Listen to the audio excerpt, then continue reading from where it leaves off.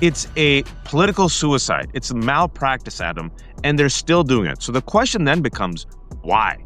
Why engage in this political suicide rather than just say, you know what, no candidate's perfect, but all right, Mamdani, let's go.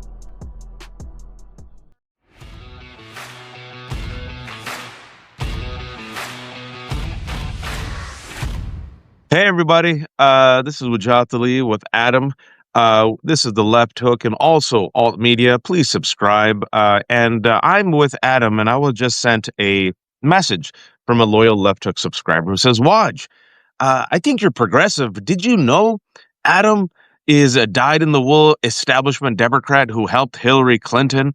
And like he was very respectful, and he was like, how do you reconcile that? And what's up with this Adam guy? So, Adam, you are or were once a dyed-in-the-wool corporate establishment Democrat guy helping Hillary Clinton. You've also helped the Democratic leadership. Why are you on this Substack Live with me, sir? Well, I think that you and I are cut from the same cloth and think that this party needs to sound a lot more like AOC and Bernie Sanders than it does Chuck Schumer and Hakeem Jeffries. So, I mean, I think one of the problems, in life that anybody has, no matter where they work, who they work with, is you're sort of branded as that person for the rest of your life, as opposed to who you are or where you are at a certain time in your life. And I think that the Democratic Party is dying, needs to get its shit together, and needs to live by the rules that we've outlined, output for people for a long time. For instance, if you're Zohran and you run for mayor and you win a Democratic nomination, then the Democratic Party gets behind you, does everything they can to support you. You can't be telling people like David Hogg that they can't get involved in primaries, but when someone wins a primary, we're not going to support that person. Perfect setup and perfect answer, Adam. And that's almost what I said to that person as well. And, we're in the situation right now where, Adam, the Democratic Party inside and out. You've worked with them. You tried to get Clinton elected. You work with McAuliffe. So you know them. And you're the perfect person to talk to about this, because some people might look at me and just say, oh, Wad, you're just a hater. Or then they dismiss me as a Bernie bro, even though I'm not a Bernie bro. But, it's these labels that they throw around. And I always said, the only opposition that we have politically to the Republican Party is the Democratic Party. And I criticize the Democratic Party to make them better. I criticize the Democratic Party so that they can actually meet the moment and the people and take on successfully what I believe and you believe is this right-wing authoritarian force that is going full fascist, which is not just Donald Trump, but MAGA. And to your point, you said Zohran Mamdani, the Mamdani of it all. And I think Zohran Mamdani represents the hope and future of the Democratic Party, but also represents the current rot of not just the Democrats, but the establishment. Yesterday, Chuck Schumer was asked while he was, given a quick address, whether or not he finally endorses Zohran Mamdani. Oh, the Democratic nominee who's running against Cuomo and Sliwa, and there's elections happening already, early voting, and he ran away from the microphone. He ran away you said the word Voldemort. Hakeem Jeffries barely endorsed him a couple of days ago. I don't know if Gillibrand, who's a New York senator, has embraced him. But your response to seeing Chuck Schumer just run away rather than literally endorse the guy who, last time I checked yesterday, has a 10-point to 15-point lead over Cuomo. Well, that's what's so crazy, right? Has anyone on here ever seen Chuck Schumer run away from a camera? I don't think so. So, I mean, it kind of says it all. I mean, same thing we saw in the primary, the fact that, and I've said this before, love the guy, but the Bill Clinton getting behind Andrew Cuomo, there were two people that Bill Clinton really did not have a good relationship with coming out of his administration that were in the cabinet. That was Bill Richardson and Andrew Cuomo. So to see Bill Clinton endorse Andrew Cuomo in a primary showed that, everybody was throwing everything they could at this guy. But the simple fact that Andrew Cuomo is still sticking around shows that, it's just, it's a joke, man. It's and I'm glad you mentioned that, because they're literally, folks, as we're speaking, right? It's October 29th. Andrew Cuomo is disgraced. Andrew Cuomo was handsy with multiple women. Andrew Cuomo has engaged in one of the most ugly, and I say this without exaggeration, Islamophobic campaigns I've seen in a long time. I'm going to be talking to Joy Reid tonight about it, right? It is hate, it is bigotry. The Democratic Party itself said, we're done with you. And so the Democratic Party sent Bill Clinton, Representative Clyburn, Larry Summers, the New York Times, Bloomberg, all out to support Andrew Cuomo against Zohran Mamdani.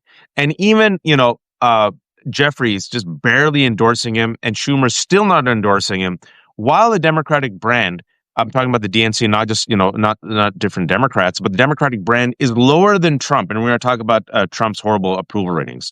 It to me, it's a political suicide. It's a malpractice, Adam, and they're still doing it. So the question then becomes, why? Why engage in this political suicide rather than just say, you know what, no candidate's perfect, but all right, Mamdani, let's go. I don't know. I think they just can't. It almost reminds me of Putin thinking that he could take Kyiv in 11 minutes, right? This sort of like Cold War, Soviet era thinking. I just think people are stuck in these old ways where they're not up to date in terms of how everything has changed, how the party has moved to the left, right? How the triangulation days are over. We're not working with a Fred Thompson from Tennessee or a John McCain from Arizona, right? This is scorched earth, and people want fighters, and the folks that we're getting behind are not me, but the folks we're seeing so many of these people get behind are old, washed up predators. And you're seeing it right now, folks. If you've seen this maybe it's just me. Maybe I'm biased. Spoiler alert, brown-skinned Muslim man. The Islamophobia is off the charts, Adam. They're like, you know what? Nothing's working. F it. Let's just go all in. Call him a terrorist. Am I being biased here? No. Okay. I think you're being objective. Let's let's pretend I just said all that because I agree with everything you just said.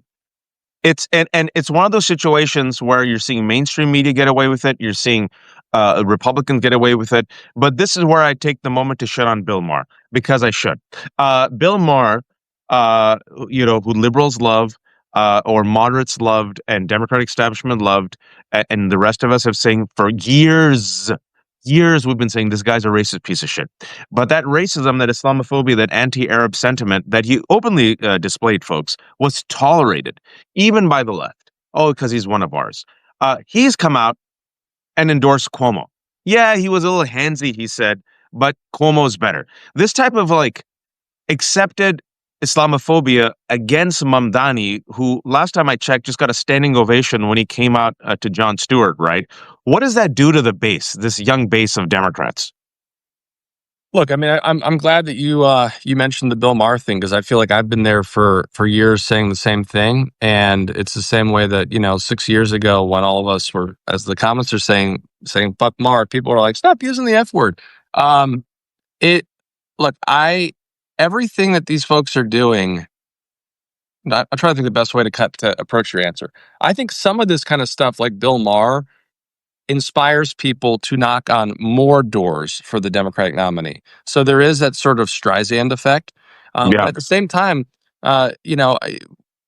so many people in our party continue to lift up people like Bill Maher, and they go on his show, and they amplify him, and they say they're going to be on, and then when they're on, they push it, and they help him continue to have the platform that he has when he's somebody that should have been kicked off TV a long time ago. And also they don't push back when he says this stuff. If you've noticed, folks, it's almost like an insight into a meeting that would be happening behind closed doors, and it's really uncomfortable in terms of what you're saying. They don't push back. So you can only imagine what the White House dinner that Bill Maher discussed and described with Donald Trump was like, if that's what he's saying it was like.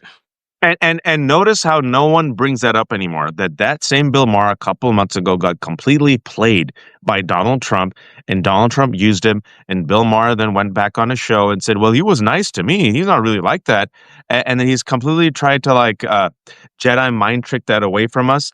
Have you noticed, folks? He doesn't bring it up at all because I think he realized, oh crap, I got played. You know, Bill Maher and all these people. There's a common denominator. They're older. They're white. They hate the woke.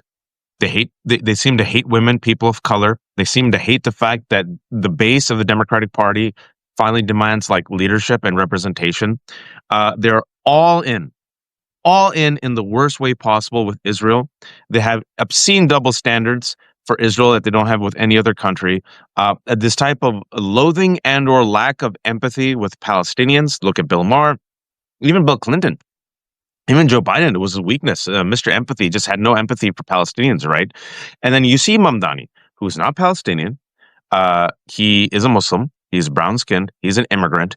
But then he becomes, if you will, the avatar of everything they loathe, even about their own party. He's brown skinned. He's an immigrant. He's Muslim. He's critical against Israel. And he's critical against the oligarchy. And the thing that I think what really scares them the most, they're you're very vocal. They're very vocal about call him a terrorist, Hamas. He's critical of Israel and Netanyahu.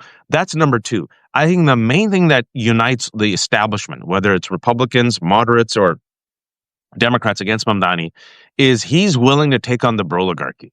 And he's willing to take on the oligarchy in New York City, which is the heart of Wall Street. And they would rather burn down the Democratic brand name, like alienate their own base, like destroy this guy, than tackle that one pillar of his message, which is the uniting central pillar. I want to make New York City affordable for everyone. And they're like, F you. Nope, can't have that. Can't stop sucking at the teat of corporate power. Nope. Destroy Mamdani. That's what I think. Adam. Well, I think you're right, and I think as Tim said in the comments here too, he's great. As an old white dude, I think we need to stop listening to old white dudes. I don't think you have to go very far back in history to see that we can win elections like this, and we can talk like he is, and bring this home. Look no farther than AOC, and she took out what was a respected on the labor side Democratic incumbent who had been there for years and years and had seniority in the House, but people loved her platform and she busted her ass, and now she is one of the biggest voices of the Democratic Party. So I think this guy is going to win. I think everybody needs to go out there and do everything they can. If you're in New York, if you have friends, family, neighbors in New York, make sure they go to iwillvote.com. That is probably the best asset that the Democratic Party has, iwillvote.com. You can check your voter registration. It helps you do whatever you need to do in order to get ready to vote and get out there and vote. And, if you're in a position to make calls and so forth, reach out to his campaign and help him bring him home. We're 6 days away. And they're going to go all in. They're going to throw the kitchen sink, the kitchen, the living room at Mamdani right now, right? You're seeing corporate America. I swear to God, yesterday it was like a bat signal went out and they said, this is how you destroy Mamdani. Even the New York Times ran with this. Polls are tightening. I'm like, the polls are tightening? And I looked at the poll. I don't know if you saw, it's all over media, right? All corporate media. The polls are tightening. I'm like, oh, okay, shit. What's happening? Plus 10. Yeah, Plus it's like 10. the New York Times is basically doing what Donald Trump does with caravans and other things like that. I think we called it the slimy times in our New York, in our newsletter this morning. But you're right. I mean, the polls are not tightening. It's just disinformation, and this is, look, at the end of the day, this is also to go back to these sort of Russian tactics. And we talked about in 2016 and 2020 and so forth. A lot of people were saying, "Oh my gosh, votes were changed in the voting booths and so forth." Votes were not changed, but what happens is with this type of disinformation, it changes the perception of voters which in turn changes their vote when they go to the ballot box. So it is very important to make sure that we do our part to get the truth out there, because when you've got people lying about polls and lying about who somebody is, and trying to turn a conversation about a cousin and an aunt into something that it is not, that disinformation will change the minds of voters, and then they head in and they end up pulling the lever for somebody different. And you mentioned AOC, and I think what we're seeing is, and we've talked about this before because we're old enough, and I think it bears reminding for people who don't follow politics as closely. AOC, they've been trying for like how many years now? Gosh, like 6 years to destroy her, 7 years. It hasn't worked. They tried to destroy the Bernie momentum, hasn't worked. They, by meaning the Democratic establishment, but also the establishment in general, has been trying to destroy Mamdani. Doesn't work. Now, regardless of what you think about your politics, folks, the reality is the not just the base, but the American people. And I talked to Mike Madrid about this yesterday, and he is the co-founder of Lincoln Project, and he follows Latino trends for like 3 decades. So the Latino voters are a good bellwether for America, right? Because they have less fidelity right now to like brands and titles. They just want the person who will take on the establishment and make their lives better. And he said that's why so many Latinos went for Bernie, and that's why what some Latinos went for Trump. That's why so many of them now jumped off in less than a year and said, "Oh my God, this guy's a liar," right? They don't care. I think most people are like that, Adam. They want someone willing to take on the establishment and not do restoration, but reform. And I want to remind folks that less than a year ago, AOC threw her hat in the ring to be the Democratic leader on the, what was it, the judiciary, right? Jasmine Crockett threw her hat in the ring to be the leader of communications. Can you tell people who the Democratic leadership went with instead? Well, at the time for the committee, there were two different votes we're talking about, right? Because on the Yeah. committee vote, they went with Jerry Connolly, who passed away Natasha shortly. knows what's up. Natasha knows what's up. Yeah, who died, and then within I think 24 36 hours of him passing, the Republicans passed the big ugly bill by one vote. Jerry Connolly was, I think, 73, had cancer. They went with him instead. Rest in peace. About 6, 7 months later, he died. And then instead of giving to Jasmine Crockett, who, regardless of what you think about her politics, even though I think she's great, she's effective, man. She takes on anyone all the time. And they gave it to 71-year-old Debbie Dingle. This is what we're dealing with. And this is why I think the Mamdani thing, and I'm spending time on this, is so indicative of the rot of establishment politics of the Democratic Party. And I think Schumer is not going to last, folks.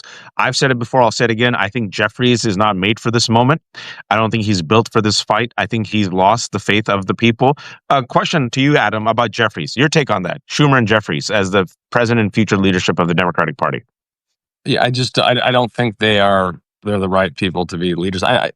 I've said this to you before. I think I've said it on your show here, and I pretty much agree with 99% of the people in the comments on everything they're saying here. Is look, if you're Hakeem Jeffries, you can't come out and support a resolution for Charlie Kirk while you have not endorsed at that time the Democratic nominee for mayor of New York City. Not only are you the House Democratic leader, you're from New York. I mean, what the fuck are we doing? And then he kind of just, look, if you're ultimately just going to slip it in anyways, why not do the right thing?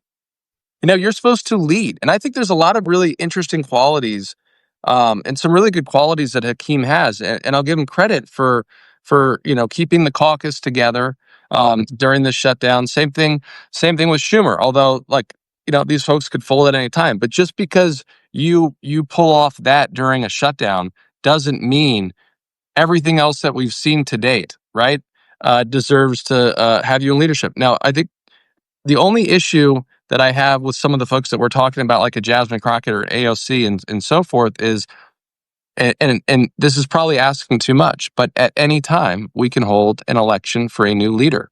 And I think at some point it is on us to do so. And if we're talking specifically about Hakeem, there was a survey done that came out in the last 2 weeks. That was a survey of the 113 House Democrats. And it showed 20 something of them saying that they would support Hakeem for leader. It showed 50 plus saying they don't really know. And the rest were all a hard no. So he doesn't have the votes right now. What he What he has is a group of people that is sticking together, but I don't think it's because of him. And the longer they go without supporting Mamdani, folks, the election's friggin' they're already doing early voting. They still haven't supported him. I mean, these are New York Democrats. Schumer, Gillibrand. I don't think Gillibrand's support him yet, have they? No, and I haven't heard anything about her endorsing, and it might just be because she's not up, right? And that's why they're not. But look, but Gillibrand lost my confidence a long time ago. I think she's done some great stuff as it relates to sexual assault in the military and so forth. But she's another one. She sucks. She can kick rocks. I'm being more blunt than Adam. Um, let's go to Maine real quick. Your take on the Platnerization of the of politics, and what to do with Platner.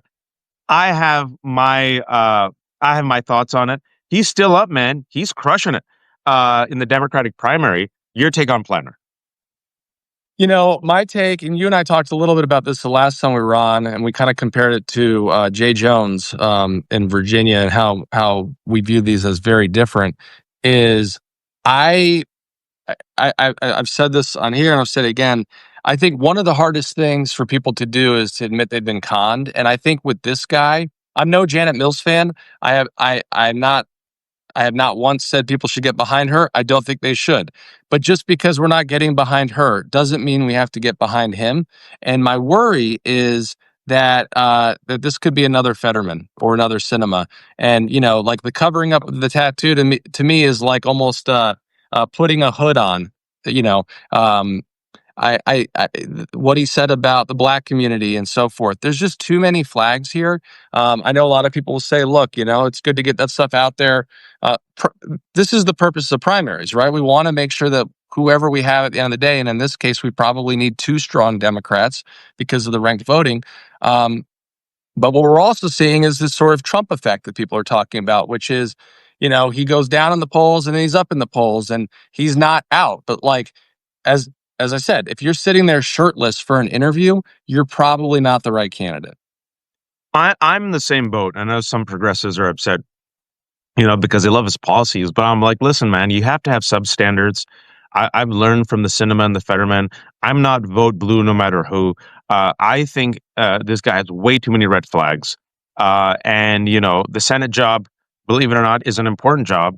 And I know that people are like, well, look at the right wing. I'm like, yeah, they're friggin' racist, cultish freaks.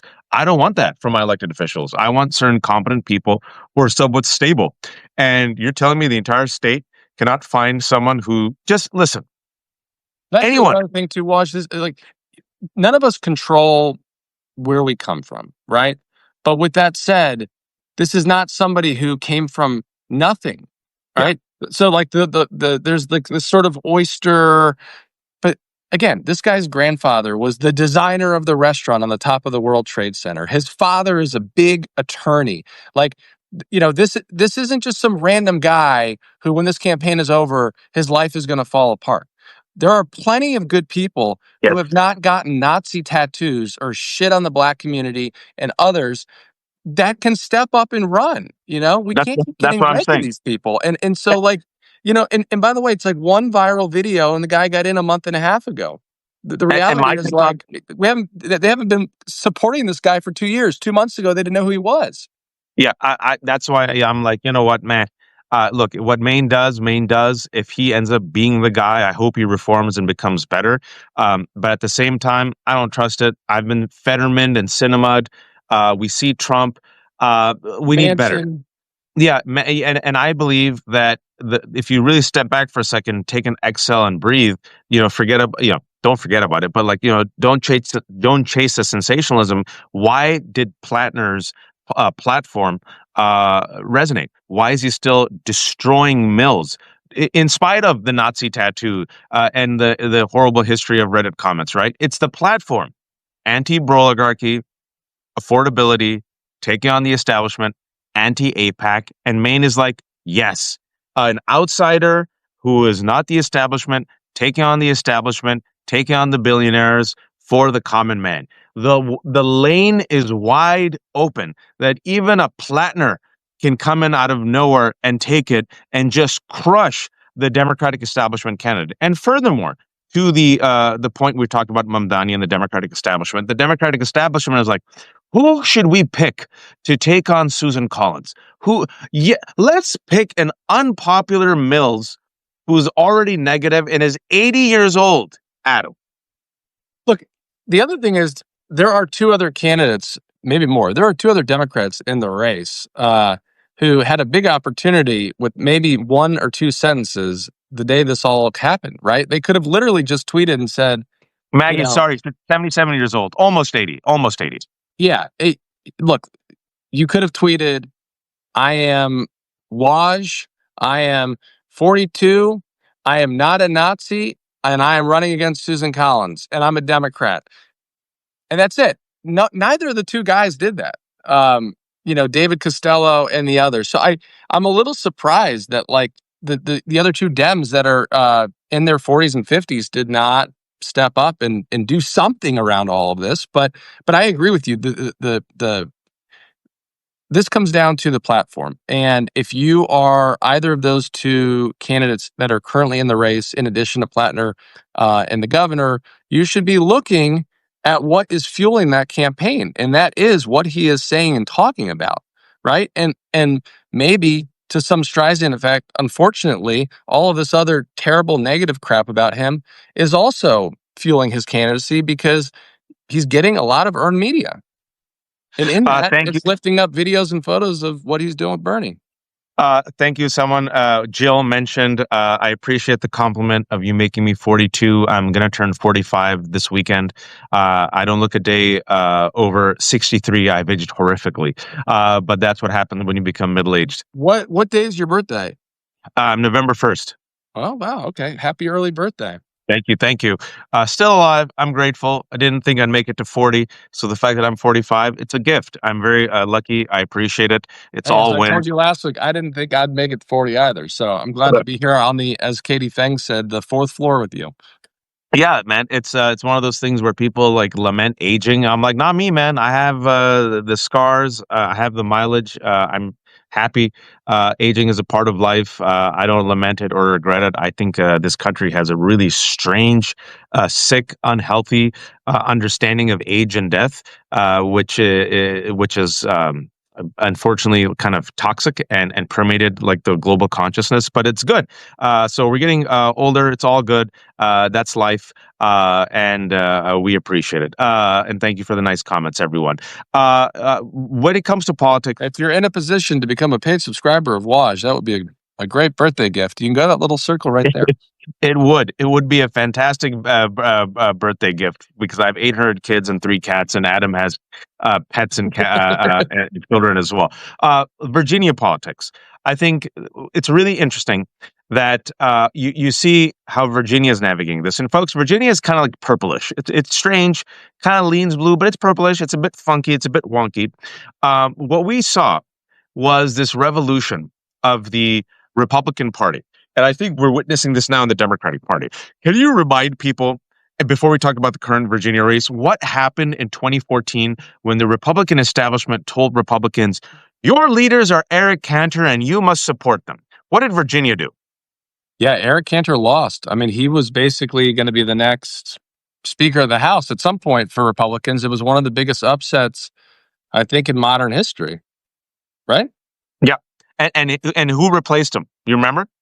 I do. David Bratt. Yeah, Bratt. Yeah. So Bratt was this outsider, like fringy Tea Party guy, and he comes out of nowhere, folks, and knocks out who was supposed to be the future, literally the future of the Republican Party, Eric Cantor. There is a book where they're talking about, I'm forgetting the title of the book, I'm sure someone can mention in the comments, where it's Kevin Johnson, it was Kevin Johnson, who's the other Speaker of the House? The guy with the nice head who always smiles at the creek. Huh? Not Newt Gingrich. You're talking about the one that's like in prison now, Denny Hastert? No, the non-prison one. So it was Cantor. Which the was Cantor. I'm forgetting his name. His face is right in front of me. Young Guns. Thank you, Sandy. Young Guns. Remember that? It was Kevin Johnson, Eric Cantor, Paul Ryan. Francis, I love you. and Paul Ryan, right?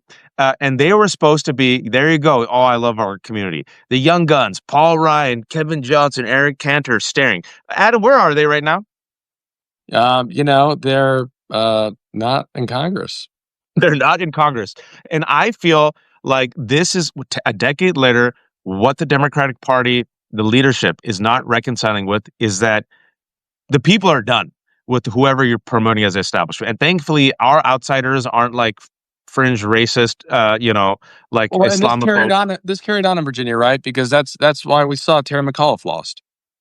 I mean, there were a number of different things that went into that as well, and things his campaign should have done differently. But they elected Glenn Youngkin, who has even more money than him. Yeah. And now, but what's so interesting is despite all these dysfunctions, folks, you're seeing, it's ad hoc. This is my take on it. Democratic leadership right now is rudderless, but there's ad hoc individuals and movements popping up doing the right thing. And furthermore, I think Democrats are benefiting from the absolute shit show disaster that is the Trump administration. The latest polls show that Democrats are in a hypothetical +9 leading up to the midterms. The latest polls came out this week. Donald Trump, folks, is so underwater that he is even more underwater in this administration than he was in his first administration, right? It's like a historic low. He's anywhere from 37 to 39 positive rating in the first year honeymoon period. He's -30 on the economy, negative double digits on jobs, negative double digits on inflation. And his one strong suit, which is immigration, he's -10. As this is happening, the government is shut down. Folks, it's bad. We have people, Adam and I are in Virginia. The East Wing is negative. Yeah. Adam and I are in Virginia. So many people here work for the government, depend upon the government. They have no paychecks. There's lines at food banks, and food stamps are about to run out in a week, which are going to impact 40 million. Why am I mentioning all this? In Virginia, where it's always kind of wonky and funky. Jay Jones had this scandal last month, and for those who aren't following Virginia politics, where as a state legislator, he tweeted some ridiculous, dumb things to a Republican colleague, like kind of course, figuratively, but still inflammatory comments, wishing death upon like Republicans, like the kids, and that this is how they'll learn. Republicans made a huge thing about it, and that oh my God, friggin' Jay Jones, you idiot! You could have had a Democratic trifecta, or you're gonna lose. But then all these Nazi comments came out, like one after another, after another, after another. The Republicans just love their Nazis, and the government is shut down. And Adam, it seems that Jones might pull it off. There might be a trifecta here. What's your take on Virginia? Yeah, I think you're right, and I think kind of pairing that with Jay Jones. So for folks that this is such a smart group. You all probably know all this. But anyways, we have Abigail Spanberger, who's the Democratic nominee for governor. She's probably, I would say, as long as I've lived in Virginia my entire life, she's the most non-controversial candidate we've ever had. And she has an incredible background. Look, we want to talk about racism and as we were talking about earlier with New York City, our Democratic nominee for lieutenant governor is Ghazala Hashmi, who was running against, and he's a friend of mine, the former Richmond mayor, who was Terry McAuliffe's right hand for a long time, LeVar Stoney, and she was also running against I believe a former NFL player. She won, and most people had no idea who she was, right? Yeah. But she ran a great campaign. She kept her head down. And I believe her and Abigail are going to win by a very good margin. I think Jay Jones is going to pull it off. I think it's going to probably be a smaller margin, only because I've heard from a couple people that are kind of like, hey, do you know when we go to vote, is it like a ticket or do we get to choose? And I'm like, you need to vote for Jay Jones. Like we have the state house, we have the state senate, and the only race. We cannot afford to lose the attorney general's office with everything that is going on right now with Donald Trump. That is critically important. Lieutenant governor doesn't have as big of a role. They oversee the Senate, for that sort of deciding vote the same way that you would have a vice president with the U.S. Senate. Well, we've got a great ticket, and Jay is a great guy. I think that was, a stupid fucking one-off thing that he should have never done. I don't think it is. I think what's happening right now around the country and what Donald Trump and Republicans have been doing in this country is people are going to overlook that. The only other thing I was going to say is what's really interesting is for years after there was a presidential election, the gubernatorial office and the other statewide offices always went the opposite way of what just happened. And it stopped when Terry McAuliffe first was elected, and it stayed that way for a while until Terry ran again, and Glenn won after Joe Biden had won. Technically, we had sort of, I think it was for 50 years, it did the opposite until Terry was first elected. Come when Joe Biden was elected, it should have continued to stay that way, but Glenn Youngkin won. So hopefully this will be the reverse of that. Democrats have made so much progress. I do think that the state Senate is not up this year. The state House is. I think we're going to pick up a bunch of seats and increase our margin significantly. Speaker Scott has been doing a great job. And it's huge because I remember the days where we couldn't get anything through in Richmond, and we've come a long way. But it is exactly the way that Waj, if you got to talk to somebody, go for it. I'm happy to keep talking for a minute. But No, that's oh my I God, just want my geez, son to I I just want my love it. son to show off. Ibu, show off that was my son. I just wanted him to show. I It got would a have been knock. more fun if you didn't see him and he just appeared behind you.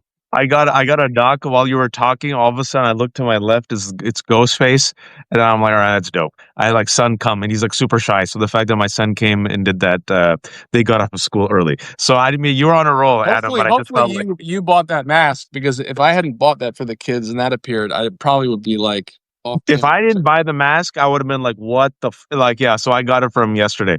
Sorry, I Yeah, had but to. going back to your point about the purple, it is a purple state. But I think one of the things that we as Democrats do so often is like we win these elections and then we're like, all right, we got this. Let's focus on this. And No, no, no. and and what Howard Dean did a great job with the 50 state strategy. To this day, I think he still understood that part better than anyone else. I've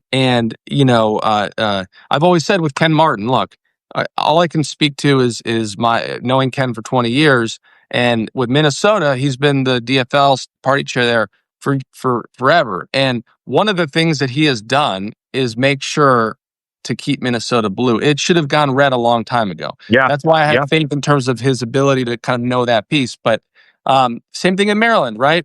Maryland got O'Malley. All of a sudden, O'Malley's out there running for president and doing his thing, and he doesn't get his lieutenant governor elected governor. And that state was history for a while. And thankfully we've been, taking that back. But New Jersey, we got a big election in Jersey. We can't take that for granted. The most appalling thing to me right now, and it has been for weeks, and I don't know where the party is on this, is we have 3 Supreme Court seats up in Pennsylvania this year. Nobody's fucking talking about them. Now, Ben Wickler did a great job, back to back as Wisconsin party chair, getting the word out, bringing in celebrities, doing events, getting money in Act Blue, and all that stuff. I haven't heard anybody talking about these 3 seats, and they are critical because we're going to have midterm elections. And right now, we control the Supreme Court in Pennsylvania. If we don't win these 3 seats, a lot of bad shit is going to happen in Pennsylvania, and we see in the presidential elections how this stuff comes down to Pennsylvania. So that's my biggest concern. I can't figure out why nobody's talking about it.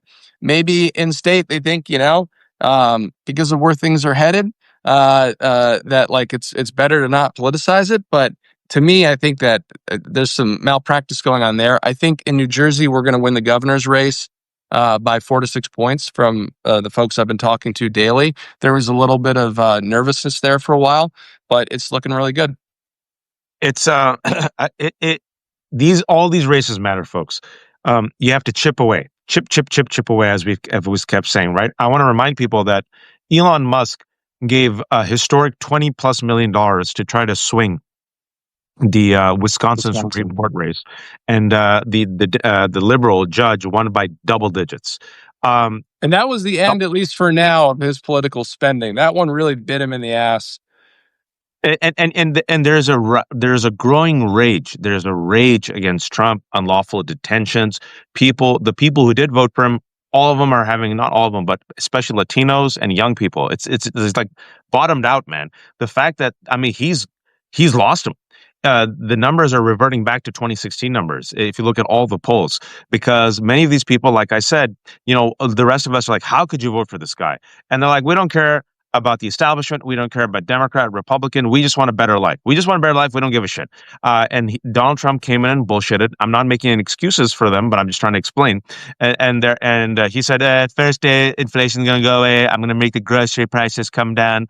No more wars. Inflation's up. Meat prices up, groceries up, inflation's taken away all of our income gains. Top 10% are the ones spending. Everyone else isn't spending. Layoffs are happening. UPS just mentioned layoffs.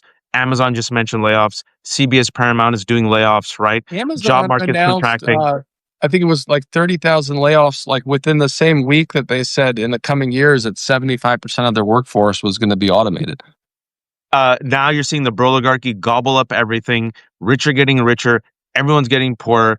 People did not vote for ICE terrorizing kids and family members and snatching up moms from high schools and shooting pepper balls at priests, right? A more desperate regime, and I've always said this, and I hope I'm wrong, I do not think I am, will become more authoritarian.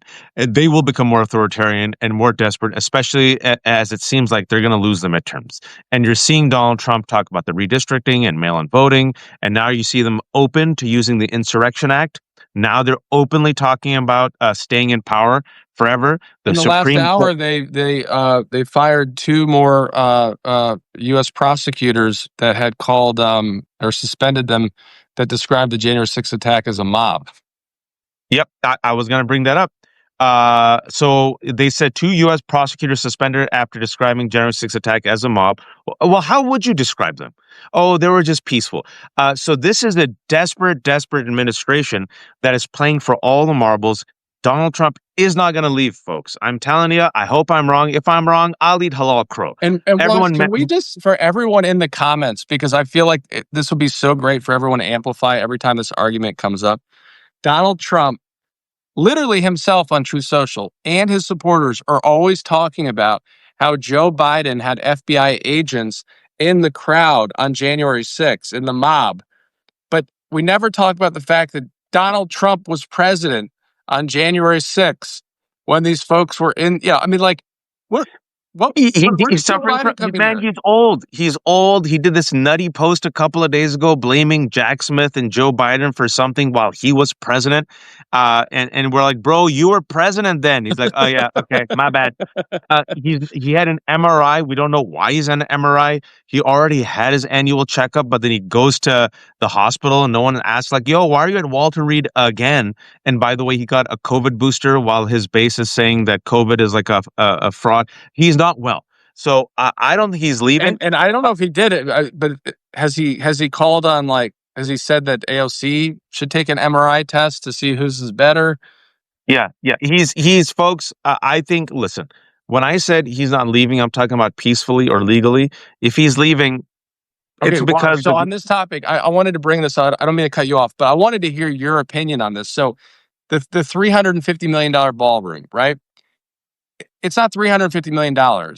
By tearing this down, they're now doing a restoration and update on the bunker. I think that's what this is all about. Yep. So for those who don't know what Adam's talking about, it's no longer a $200 million ballroom. It's about 300, might be 350 million.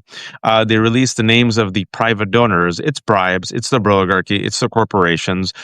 First and foremost, anyone who spends this much money on a huge project, they ain't leaving. And number 2, in addition to the ballroom, they're creating a bunker underneath it. Who creates bunkers? Oh, yes, people who fear that maybe the people might turn on them. Wait, who creates bunkers under ballrooms? Hitler. Hitler did.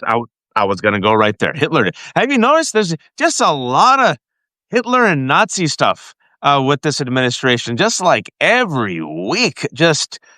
Maybe it's just a coincidence, Adam. Adam, thank you for joining, folks. I'll be back at 1:00 with Michael Wolff. Michael Wolff. Add one thing. Yeah, of course. I just had this. I've seen this idea pop up. Not my idea. Online, a lot of people are doing it. But for Halloween, if you are in an area where people need things, For SNAP, get non-perishable items. Could be like oodles and noodles, whatever.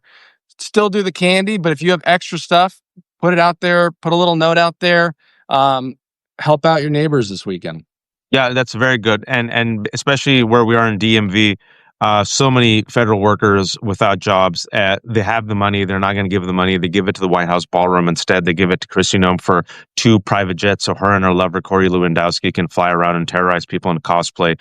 But they won't give money for SNAP.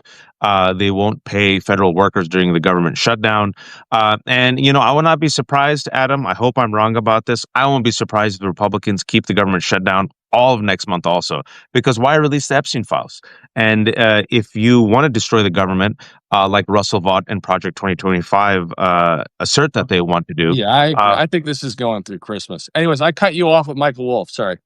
No, yeah, I think this might go. Folks, don't be surprised with the Republicans, the viciousness, the cruelty. Why?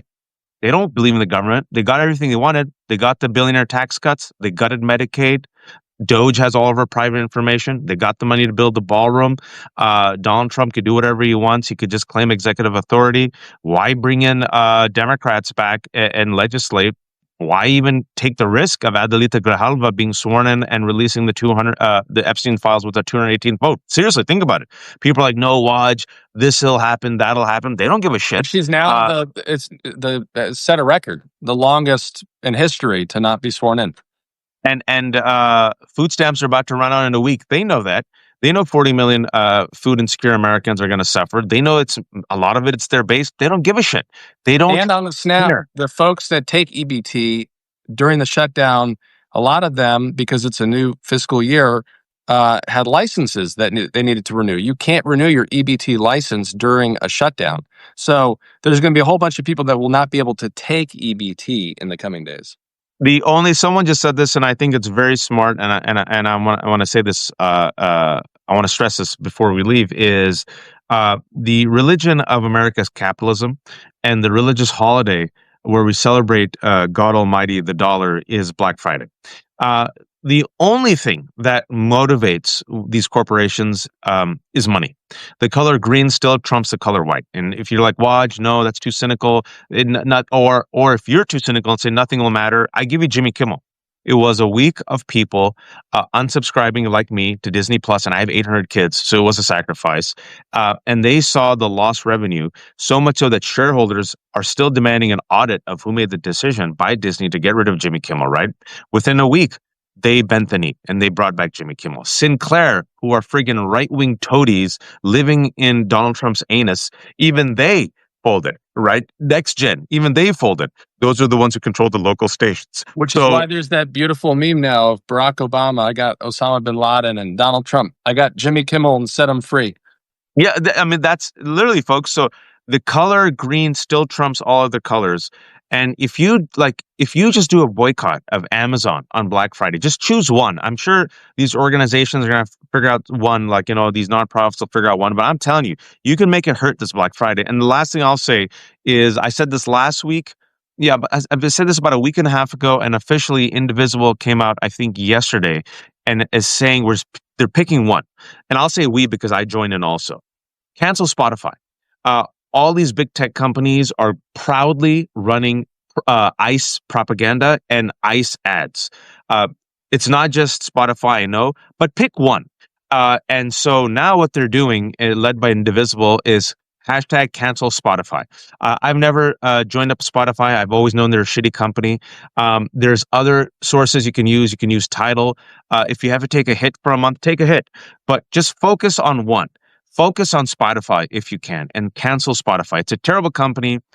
In addition to being a terrible company, it also proudly runs these ICE ads. Also gave Joe Rogan a record friggin' a contract despite his anti-vax And we didn't even talk history. about Barry Weiss, which we will next week. Yeah, and Barry Weiss we'll talk about next week, the Barry Weissification, the destruction of CBS, more layoffs coming at CBS, Paramount.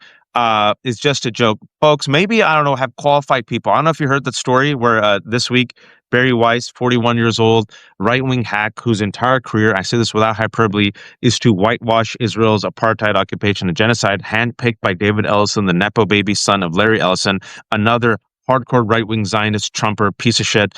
He brings in Barry Weiss, overpays her, $150 million for the free press, brings her on. Now she's overrunning CBS News, just disgusting. And I don't know if you heard earlier this week, she said, you know what? For the Louvre heist, maybe we should bring in Dan Brown, the author who wrote Da Vinci Code. And everyone else at the editorial meeting didn't know if it was a joke or if she was serious. She was serious, Adam. I believe that, and she's currently trying to lure Scott Jennings and Brett Baer to the CBS nightly news. And Dickerson's gone, and some really talented folks I know got laid off this week. That's the end of CBS, folks. And one of her, Olivia Reingold, just total trash, mediocrity, racist, is being poached to go become an opinion columnist at the Washington Post. And also, CNN, the head of CNN, had a meeting with Donald Trump and the Trump administration. And then after leaving, he told the CNN staff, hey, let's be a bit easy on the White House ballroom renovation. Let's be a bit easy. I don't think Americans really care that much about that story. That's why we need independent media, folks. Unfortunately, that's where we are. That's why you need to subscribe and support Adam's Substack. Adam, shamelessly promote yourself. I hate doing that, but click the little circle up here. If you're coming from me, subscribe to Waj. If you're the Waj, subscribe to me. Neither of us have a paywall. If you're in a position to be a paid subscriber, I know a bunch of you guys on here already are, but you'll never have any content behind a paywall for either of us.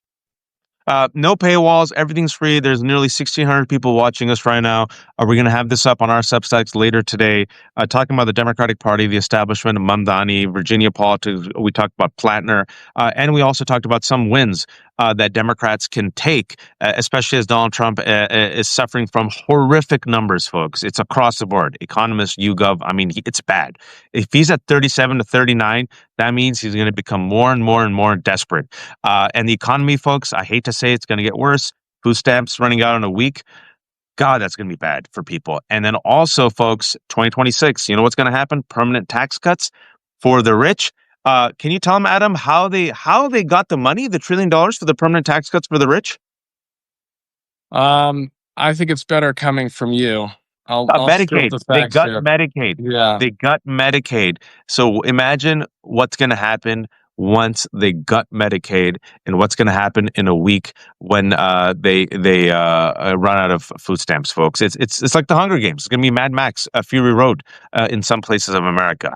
I do want to add, I think Republicans are getting a little desperate because on the Senate side, it looks like there's going to be one or two bills that may come to the floor to try to extend SNAP as early as today or tomorrow.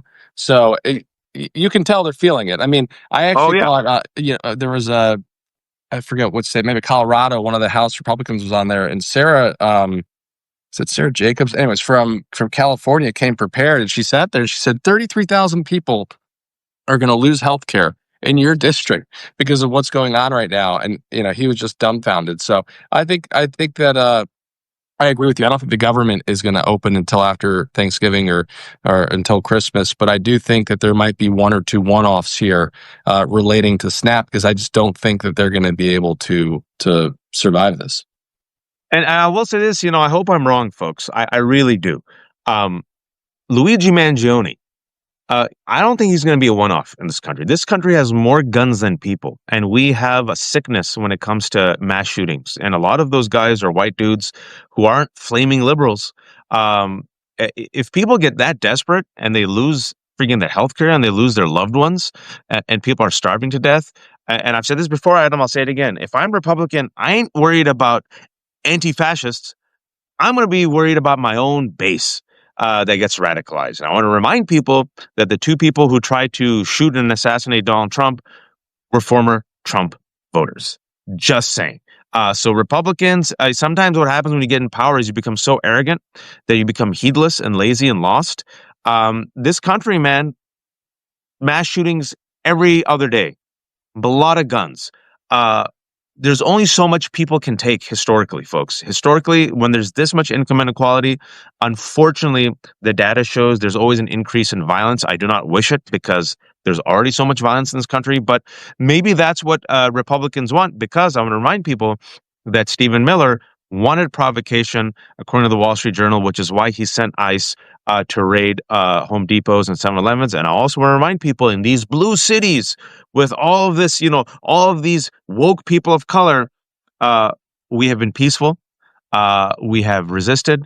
We have resisted with joy. We have organized, and it was so much so that the LAPD came out and thanked the community in LA for their peaceful resistance against ICE And we terror. respected the election results, even though they were a total disgrace. Unlike the mob that came out for Donald Trump. All right, so at 2 p.m., no, excuse me, at 1 p.m., a couple of minutes, I have Michael Wolff. Michael Wolff is countersuing Melania Trump and Donald Trump. And he's like, oh, okay, you're suing me. He's so good. Yeah, he's coming. So he's coming in 3 minutes. At 2 p.m., it's our friend Mary Trump. And then at 3 p.m., I have Daniel Moody, because who needs rest? So the 1,600 people who are watching, support Adam. Become a subscriber. If you can, become a paid subscriber to the Left Hook. Thank you all for watching, and come back in 2 minutes where I'll have Michael Wolff. Thanks, Adam. Thank you. See y'all. Love y'all. Later.